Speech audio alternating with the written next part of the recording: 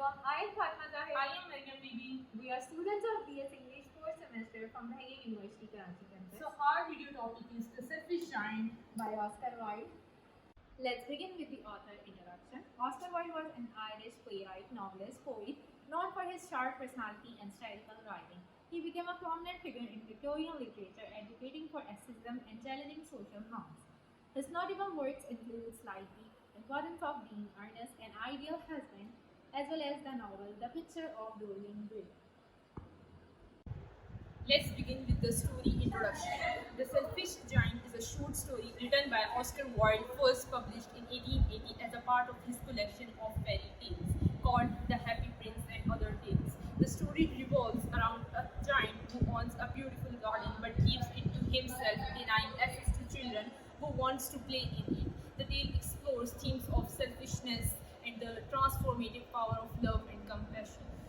The story begins with the giant returning to his castle after a long absence, only to find children playing in his garden. Enraged by their presence, he builds up a high wall to keep them out, puts up a sign that says, "Transparent will be persecuted."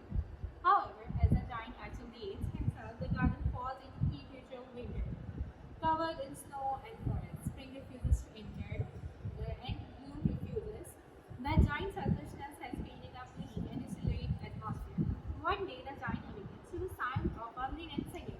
Looking out of his window, he sees a gap in the wall where a small child has slipped through. The child tells the giant that the garden belonged to the children and that they used to play there every afternoon while he was away. The giant, moved by the child's innocence and the beauty of the garden, experienced a change of heart.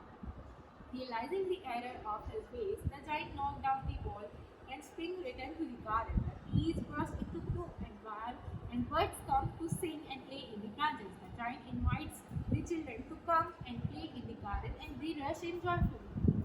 However, the giant notices that the child who helped bring about the transformation is nowhere to be found. Later, he sees the same child with bonds on his hands and feet. The giant realizes that the child is the cursed child and that the bones resemble those of crucifixion.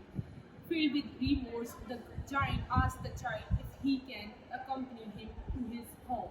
The child smiles and says that the giant will indeed accompany him. The next day, the giant is found lying dead under a blossoming tree, his body transformed, and the child are sad for their beloved giant. Years later, the child returns to the garden and finds a plug on the tree that reads, "The Selfish Giant." They understand the giant's sacrifice and know that he has entered into eternal joy. The selfish giant